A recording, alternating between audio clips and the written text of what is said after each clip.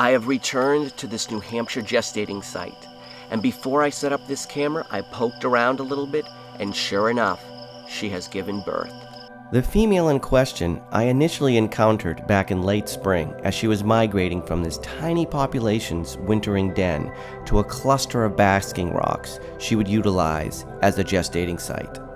I am currently working on a comprehensive video detailing timber rattlesnake gestating behavior and biology, so stay tuned for that. Consider this short video a preview on this fascinating topic. Now, this pregnant New Hampshire female I checked on about once a month throughout the summer. Here she is in midsummer, beginning to look quite plump. This is her a short time later, while she is in the process of shedding. A nice shot of her in August, basking.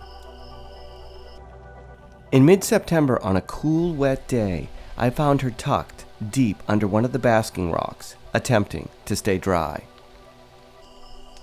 1 week later, I found her on a bright, mild afternoon, hanging out under a blueberry bush, and she wasn't alone.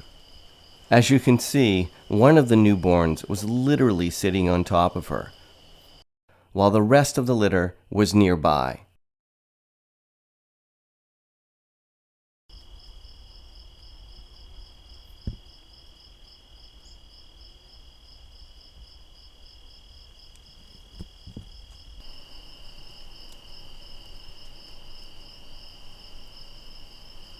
This little guy was hidden quite well.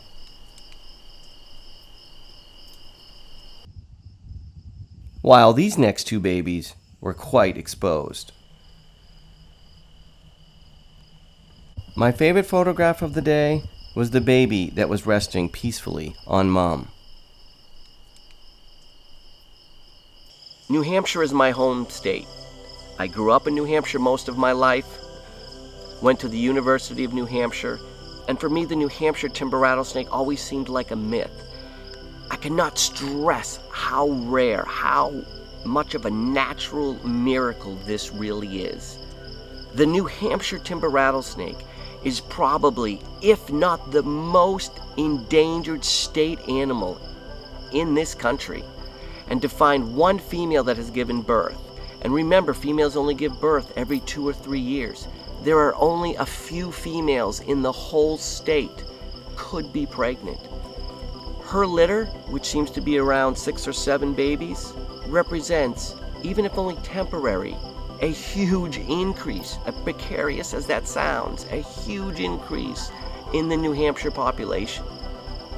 If you are ever fortunate enough to encounter the impossibly rare New Hampshire timber rattlesnake, give it a little space, remember the experience by taking some photographs, and try to report it to New Hampshire Fish and Game.